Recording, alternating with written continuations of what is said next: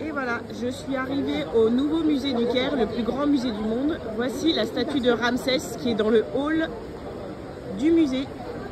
C'est parti pour la visite. Nous avons ici la statue du roi Snéferou qui a ordonné la construction de la première pyramide, la pyramide de Dachour. Donc la pyramide était rhomboïdale, c'est-à-dire à 3 côtés. Nous avons ici les éléments d'un pharaon du Moyen Empire. Et ce qui est intéressant, c'est ici cette table d'offrande avec 2 bassins. Et au milieu, on a juste ici, là, les symboles des 2 Égyptes, le lotus et le papyrus. Donc cette table d'offrande symbolise l'unification des 2 terres. Comme vous pouvez le voir ici, les statues ont une position assez particulière. Elles sont taillées dans un seul bloc et elles ont une position qui permettent tout simplement, pour des raisons économiques et pratiques, de pouvoir mettre des textes juste devant. Ces statues étaient placées dans les tombeaux. Ici se trouve un haut dignitaire priant le dieu du soleil, levant les mains vers le soleil, donc priant le dieu Ra. Il n'y avait pas de vitres dans l'ancienne Égypte. Cette pierre permettait de faire entrer la lumière et l'air frais. Ici, on voit 2 faucons enserrant le cartouche de la reine Hatshepsut.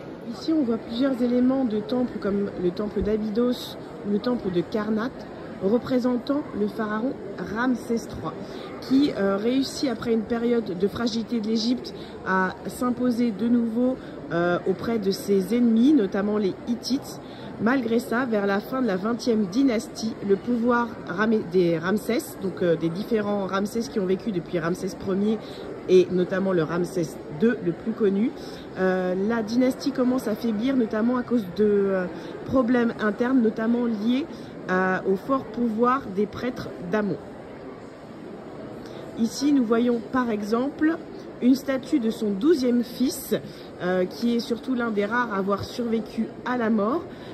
Il est représenté ici comme sacrifiant un prisonnier. Ici, une statue de Ramsès II, représentée avec une couronne qui s'appelle la couronne Atef, que vous voyez juste au-dessus.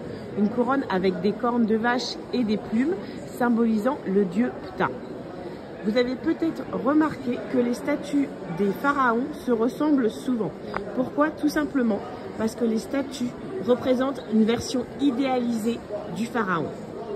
Cette statue incroyable représente la reine Hatshepsut, donc une femme qui a été pharaon, qui s'est elle-même couronnée. Elle était la fille de Thoutmôsis Ier. Elle fait partie de la 18e dynastie, donc juste avant les Ramsès. On la voit ici dans une position à genoux, donc priant le dieu Ra. Cette statue gigantesque a été retrouvée dans son temple, dans la vallée des Reines. L'ancien Égyptien croyait que les babouins saluaient le lever du soleil. Il les représentait souvent avec les mains levées donc vers cet astre. Celui-ci a été trouvé à Karnak, puisque souvent les babouins étaient apposés au pied des obélisques. Ici une statue du dieu Ra Horakhti, dédié à Ramsès II. On le voit juste couronné de la couronne des 2 terres, donc de la haute et la basse Égypte. Cette statue symbolisait souvent le pouvoir du pharaon. Vous l'avez peut-être reconnu, ici nous avons des représentations de la déesse Sekhmet, donc la déesse de la destruction, du feu et de la peste.